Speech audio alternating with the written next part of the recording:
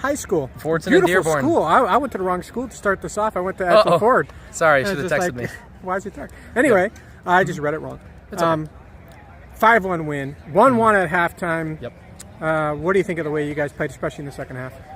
First half, we came out with a lot of energy, maybe too much, maybe a little bit too excited to start the game, and we did score relatively early, I think 12 minutes in, so we just kind of hyped up and multiplied our energy, but under the second half, we got under control, playing passes on the ground, using every team member in constructive build-ups and organized defense. It was really good, a lot more impressive in the second, obviously on the scoreline, putting in 4. Yeah, once we started to catch steam and play our game, then the game came to us. First time I talked to you, you talked about your Greek gods up front. Jaden, Heisler, Zach. Yep. Boy, how they best coach in the state. Best coach in the state right here, baby. How'd they play in this big game? Zach and Jaden again, second to none. And it's not just their impressive physique, but yeah, they take care of themselves mentally and physically. They're super healthy, ready for every moment of the game. Of course, we sub them off not super frequently, but once or twice a half just to keep them fresh. And yeah, they produce when the moment matters. Incredible chemistry between them, just to combo and run in behind. They're always looking for each other, and it's a lot to handle for any other team. They had a lot of guys who looked like they were pretty good in small spaces, but they didn't have anybody who could keep up with Jaden and Zach when they went power. Yeah. And they would just eat guys up back there.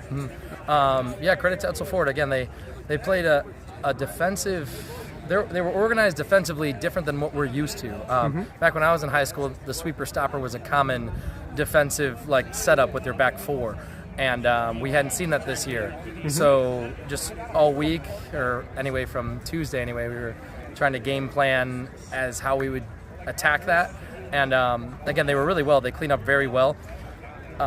We made the most of the chances that maybe they would have barely missed, if they let balls bounce or they let spaces wide. We made the most of that, and the boys executed the game plan, especially in the second half. Did you have a message at halftime? Yeah, so it looked like we had a little bit too much energy in that we're playing balls off the ground and looking for long forward direct passes right away, and instead we just need to find Juan Martin Balda. Just play short, play simple combinations, less touches, so quick 1-2 combinations with less dribbles.